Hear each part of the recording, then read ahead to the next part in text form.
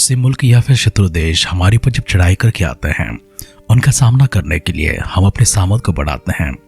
कोई ऐसा देश ना होगा जो अपनी सामर्थ को घटाकर उस दुश्मन के ऊपर चढ़ाई करने को जाती हैं जो उसके मुकाबले 10 गुना नहीं, 20 गुना नहीं, लगभग 100 गुना बड़ा है।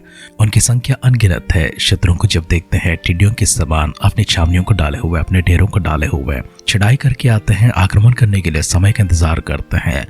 ऐसे शत्रु का सामना करने के लिए वो राजा अपने पड़ोसियों को, अपने मित्रों को, अपने साथियों को जो उनके संग रहकर उनके साथ देते हैं, उन सभी को बुलाते हैं, उनको इकट्ठा करते हैं, उनको साथ लिए हुए युद्ध करने के लिए जाते हैं। लेकिन जब परमेश्वर के कार्य होते हैं, परमेश्वर कहते हैं मैं इसके विरोध में चलता हूँ, इसके विपरीत में चलता हूँ, इससे भिन्न चलता हूँ। हमने इस्राएलियों को देखा था, इस्राएलियों को कोई राजा नहीं था, न ही इस्राएलियों को कोई रगवा था। इस्राएल के छुटकारा के लिए परमेश्वर ने समय समय पर किसी न किसी को खड़ा किया था। और हमने इस प्रकार से गौर भी किया था, परमेश्वर ने सबसे पहले एक पराक्रमी को, एक शूरवीर को, कनीजे का पुत्र अर्थात कालीब का छोटा भाई ओत्नीएल को चुना था। ओत्नीएल ने ऐसे साहस किया, अपने शत्रुओं को, अपने दुश्मनों को उन्होंने घात कर दिया था और इस्राएल को उनकी सतावट से छुड़ाकर 40 वर्षों तक उनके लिए शांति को लेकर आया था। उसके बाद हमने देखा है लगभग 40,000 योद्धा इस्राएल के चुने हुए थे, खड़े हो गए थे, लेकिन उनमें से कोई भी शत्रु के विरुद्ध में अर्थात सीसरा के विरुद्ध में जाने के लिए साहस नहीं किए थे। परमेश्वर ने इनको देखा था, ये अपने लिए कोई अन्य देवताओं को लेकर आते हैं, नए नए भगवानों को लेकर आते हैं, लेकिन परमेश्वर के पास जाकर उनकी सहायता को नहीं मांगते हैं। ऐसे इन्होंने 12 वर्ष बिता दिया था। सीसरा इनके ऊपर अत्याचार करता गया, इनके ऊपर अंधेर करता गया, लेकिन कोई साहस करके आगे नहीं निकला था। उस समय परमेश्वर की आत्मा दबोरा में समा जाती है। दबोरा न्याय होकर, एक भविष्यद्वक्तिनी होकर इस्राएल का न्याय करने लगती हैं और दूर दूर से सब लोग आते हैं ताकि उनके पास से न्याय को प्राप्त करें, परमेश्वर की ओर से भविष्यवाणी को प्राप्त करें। दबोरा ने साहस किया था और इस प्रकार से हमने देखा है याएल नाम की एक स्त्री ने सीसरा को किस प्रकार से पानी की जगह दूध पिला था। उसके बाद डेरे की खूंटी को निकालती है, हथौड़ा लेकर उसकी कनपट्टी में उसे उतारती है और वो सीधा जाकर जमीन में गड़ जाता है। इस तरह लगभग 80 वर्षों तक इसराइल को शांति मिली थी। 80 वर्षों की शांति के बाद इसराइल परमेश्वर को भूल जाते हैं और परमेश्वर के विरोध चलने लगते हैं। फिर से एक बार मिद्यानी इनके ऊपर प्रबल करने लगते हैं और हमने देखा था इसराइलियों को किस प्रकार से मिद्यानी आकर घेर लेते हैं। वे अपने ढेरों के साथ में, अपनी ऊंटों के साथ में, अपने पशुओं के साथ में, अपनी सेना के साथ में लगभग टिड्डियों के समान पूरी दल होकर जमीन पूरा भर जाते हैं। इस्राएलियों को घेर लेते हैं, उनके अनाज को नाश करते हैं, उनके पशुओं को नाश करते हैं, उनके सब कुछ नाश कर देते हैं। इस्राएलियों के पास में कुछ भी बचता नहीं है। ऐसे समय में इस्राएल ने जब परमेश्वर को दुहाई दी थी, उस समय परमेश्वर ने शूरवीर सूरमा कहते हुए गिदोन को चुना था। गिदोन ने कहा मेरा कुल तो सब कुलों में कंगाल है और मैं अपने घर में सबसे कनिष्ठ हूँ। भला किस प्रकार से परमेश्वर मुझे चुनते हैं। जब गिदोन ने अपना संदेश स्वर्गदूत के सामने रखा, उन्होंने एक चिन्ह को दिखाया था। उसके बाद परमेश्वर के सामने 2 और चिन्हों को मांगते हैं। परमेश्वर ने दोनों चिन्हों को दिखाया था। आज परमेश्वर उससे शूरवीर सूरमा को अर्थात गिदोन को चुनते हैं। गिदोन का एक और नाम है जरुब्बाल। जरुब्बाल का नाम इसलिए उनको मिला था क्योंकि उन्होंने बाल की वेदी को गिराया था और इस्राएल इस प्रकार से इसके विषय में कहते हैं कि बाल आप ही अपना वाद विवाद कर लेगा। आज परमेश्वर किस प्रकार से गिदोन को चुनकर मिद्यान के विरोध में लेकर चलते हैं। गिदोन क्या सिद्ध होते कि नहीं होते हैं, इस्राएल का छुटकारा होता कि नहीं है। हमारे ध्यान को आगे बढ़ाने से पहले परमेश्वर के हाथों में अपने आप को समर्पण करते हुए हमें परमेश्वर की अगुवाई को प्राप्त करने के लिए, उनकी सामर्थ को प्राप्त करने के लिए, उनकी शक्ति को प्राप्त करने के लिए, उनके अभिषेक को प्राप्त करने के लिए परमेश्वर हमें भी गिदोन के समान चुनने के लिए, भले हमारे में ऐसी कोई योग्यता नहीं है, ऐसी कोई काबिलियत नहीं है, ऐसी कोई सामर्थ नहीं है, लेकिन परमेश्वर जिस तरह से शूरवीर सूरमा कहते हुए गिदोन को चुनते हैं और इस्राएली जरुब्बाल का नाम उन्हें देते हैं, इस प्रकार से परमेश्वर हमको भी चुनने के लिए, हमें भी असाधारण से कार्यों को करने के लिए, किसी और को उद्धार के लिए, किसी और के छुटकारे के लिए, किसी और की मदद के लिए परमेश्वर हमें भी गिदोन के समान चुनकर खड़ा करने के लिए, हमें भी उपयोग करने के लिए आए परमेश्वर के हाथ में अपने आप को समर्पण करते हैं। यदि हम भी इस्राएलियों की तरह कोई सतावट से गुजर रहे हों तो परमेश्वर किस प्रकार से हमें भी चुनाने के लिए, अपने स्वर्गदूत को भेजने के लिए, अपनी आत्मा को भेजने के लिए, अपनी वचन को भेजने के लिए, स्वयं परमेश्वर हमारे पास उतराने के लिए आए मिलकर उनसे पुकार को देते हैं, उनसे प्रार्थना करते हैं और परमेश्वर निश्चय हमारी प्रार्थना को सुनकर हमें उत्तर देंगे, हमारी मदद को करेंगे। आए आंखों को बंद करते हैं, सिरों को झुकाते हैं, मिलकर दुआ करते हैं। हमारे स्वर्गीय पिता परमेश्वर, हम आपकी स्तुति करते हैं, प्रशंसा करते हैं, महिमा गौरव आदर सम्मान के साथ में आप ही के दिव्य सानिध्य में आते हैं। एक और नए दिन के लिए प्रभु आपका धन्यवाद करते हैं। हम सबों को परमेश्वर अपने तंदुरुस्तों की संख्या में रखा है, भाग्यवानों की गिनती में रखा है, आशीषमानों की गिनती में रखा है, सजीवों की संख्या में रखा है। स्तुति करते हैं, आदर करते हैं, सम्मान करते हैं, धन्यवाद आभार प्रकट करते हैं। हमारे सामने जो परमेश्वर चुनौतियां हैं, जो मुश्किलें हैं, जो कठिनाई हैं, उन सभी को आपकी दृष्टि में लेकर आते हैं। और खासकर पिता परमेश्वर हमारे सामने प्रभु जी जो संकट हैं उन्हें भी आपकी दृष्टि में लेकर आते हैं। हमारे विरोध में कोई खड़े होते हैं, हमारे दुश्मन होते हैं, कभी हमारे अपने ही परमेश्वर हमारे विरोध हो जाते हैं, हमारी हालत हमारे विपरीत में चलने लगते हैं। ऐसे समय परमेश्वर आपकी अगुवाई के लिए, आपकी धीरज के लिए, आपकी सांत्वना के लिए, आपकी हिम्मत के लिए, हौसला के लिए और आपके विश्वास के लिए प्रभु जी प्रार्थना करते हैं। सर्वशक्तिमान पिता परमेश्वर, आप हमारे संग रहकर हमसे बातें करते रहिए, अपनी महिमा को प्राप्त करते रहिए, हमें दृढ़ करते रहिए, मस्तिर करते रहिए, विश्वास में आगे बढ़ाते रहिए। यदि हम गिर जाते तो परमेश्वर हमें हाथ बढ़ाकर प्रभु जी उठाकर खड़ा करने के लिए प्रार्थना करते हैं। हमारे संकटों को प्रभु जी हमसे दूर करने के लिए दुआ करते हैं। आदर सम्मान महिमा प्रभु जी आपको देते हैं, क्योंकि परमेश्वर अपने वचन के साथ आप हमसे बातें करने के लिए सिद्ध है, अपनी सांत्वना हम तक पहुँचाने के लिए सिद्ध है, अपनी हिम्मत हौसला हम तक पहुँचाने के लिए सिद्ध है, अपनी आत्मा का अभिषेक हम पर उंडेल के परमेश्वर अपनी अगुवाई में चलाने के लिए सिद्ध है। इसलिए स्तुति करते हैं, प्रशंसा करते हैं, महिमा करते हुए प्रभु जी आगे के समय आप ही की दृष्टि में लेकर आते हैं। हमारे संग रहिए, हमसे बातें कीजिए, सारी महिमा को प्राप्त कीजिए। दुआओं को सुनकर देवोत्तरण के लिए धन्यवाद करते हुए हमारे उद्धारकर्ता हमारे प्रभु यीशु मसीह के नाम से इस प्रार्थना को मांगते हैं। सुन और कबूल कर पिता, आमेन, आमेन, आमेन। आध्यात्मिक जीवन की दैनिक खुराक सुन रहे हमारे सारे प्रिय श्रोताओं को, परमेश्वर के प्रिय भक्त गणों को प्रभु यीशु मसीह के नाम में प्यार भरा जय मसीह की सुप्रभातम और शुभोदय कहते हुए हम सबका मनपसंद ध्यान केंद्र आध्यात्मिक जीवन की दैनिक खुराक में और इस नए दिन में आप सबका स्वागत करते हैं। हमारी अध्ययन न्याय का ग्रंथ 7 अध्याय में चल रही है। उसका पहला वचन से पढ़ते हुए हमारी ध्यान को आगे बढ़ाते हैं। तब गिदोन जो यरूब्बाल भी कहलाता है और सब लोग जो उसके संग थे सवेरे उठे और हरोद नाम सोते के पास अपने डेरे खड़े किए, और मिद्यानियों की छावनी उनके उत्तरी और मोरेना पहाड़ी के पास तराई में पड़ी है। तब यहोवा ने गिदोन से कहा, जो लोग तेरे संग है वे इतने हैं कि मैं मिद्यानियों को उनके हाथ में नहीं कर सकता। नहीं तो इस्राएल यह कहकर मेरे विरुद्ध अपनी बड़ाई मारने लगे कि हम अपने ही भुजबल के द्वारा बचे हैं। इसलिए तो जाकर लोगों को यह प्रचार करके सुना दे कि जो कोई डर के मारे थरथराता हो वह गिलाद पहाड़ से लौटकर चला जाए। तब 22,000 लोग लौट गए और केवल 10,000 बच गए। फिर यहोवा ने गिदोन से कहा, अब ये लोग बहुत अधिक हैं, उन्हें सोते के पास नीचे ले चल, वहां मैं उन्हें तेरे लिए परखूंगा।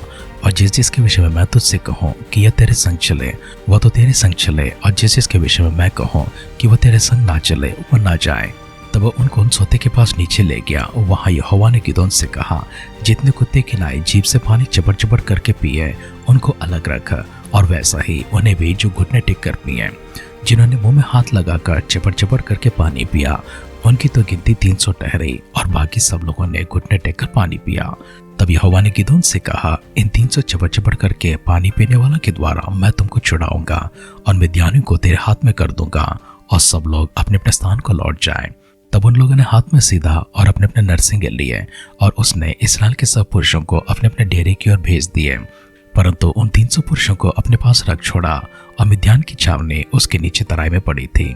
उसी रात यहोवा ने उससे कहा, उठ छावनी पर चढ़ाई कर, क्योंकि मैं उसे तेरे हाथ कर देता हूँ। परंतु यदि तू चढ़ाई करते डरता हो तो अपने सेवक पूरा को संग लेकर छावनी के पास जाकर सुन कि वे क्या कह रहे हैं। उसके बाद तुझे उस छावनी पर चढ़ाई करने का हियाव होगा। तब अपने सेवक पूरा को संग ले उन हथियारबंदों के पास जो छावनी की छोर पर थे उतर गया।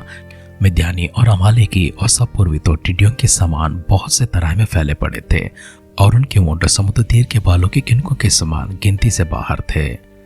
न्याय का ग्रंथ 7वां अध्याय उसका पहला वचन से लेकर 12 वचन तक हमने पढ़कर सुना है। आज के ध्यान में हम परमेश्वर की कुछ बातों को गौर करेंगे। परमेश्वर ने इस्राएल को छुड़ाने के लिए गिदोन को चुना था। परमेश्वर ने इससे पहले 12 वर्षों का समय दिया था। इन 12 वर्षों में इस्राएलियों ने यहाँ वहाँ प्रयास किए थे। इनकी मदद के लिए उन्होंने नए नए देवताओं को लेकर आया था, नए नए भगवानों को लेकर आया था। बहुत से प्रयास इन्होंने किया था। इनके प्रयास में ना तो इनका कोई अगुवा ठहर गया है, ना तो इनका कोई न्यायी ठहरा है। इनकी अगुवाई करने के लिए इनके साथ अभी कोई भी नहीं है। लेकिन इस्राएलियों ने पुरजोर कोशिश किया था कि इन 12 वर्षों में किस तरह से मिद्यानियों के हाथों से अपने आप को छुड़ाए रखें। जब जब फसल पककर कटने के लिए तैयार हो जाती थी, उस समय मिद्यानी इस्राएल के ऊपर चढ़ाई करके आते थे। साथ में अमालेकी और पूर्वी भी आया करते थे। इनके दल को हमने देखा है, इनकी संख्या को हमने देखा है। इनकी ऊँटों की संख्या तो गिनती के बाहर थी, और इनकी संख्या तो लगभग टिड्डियों के समान थी। ऐसे लोग जब इनके ऊपर बलवा करते थे, इनके ऊपर अत्याचार करते थे, इनके ऊपर अंधेर किया करते थे। इस्राएलियों ने सतावट को झेला था, कई सारे प्रयासों को किया था, लेकिन अंत में इन्होंने परमेश्वर की दुहाई दी थी। जैसे इस्राएल ने परमेश्वर की दुहाई दी थी, उस समय परमेश्वर इनकी पुकार को सुनते हैं और इनकी छुटकारा के लिए गिदोन को चुनते हैं। और गिदोन से कहते हैं, जितने लोगों को तो संग लेकर चल रहा है वे सब बहुत है, कहीं ऐसा ना हो कि इस्राएली अभी कहने लगे कि हम अपने भुजबल से जीत गए हैं और अपने भुजबल से हम अपने आप को बचा पाए हैं।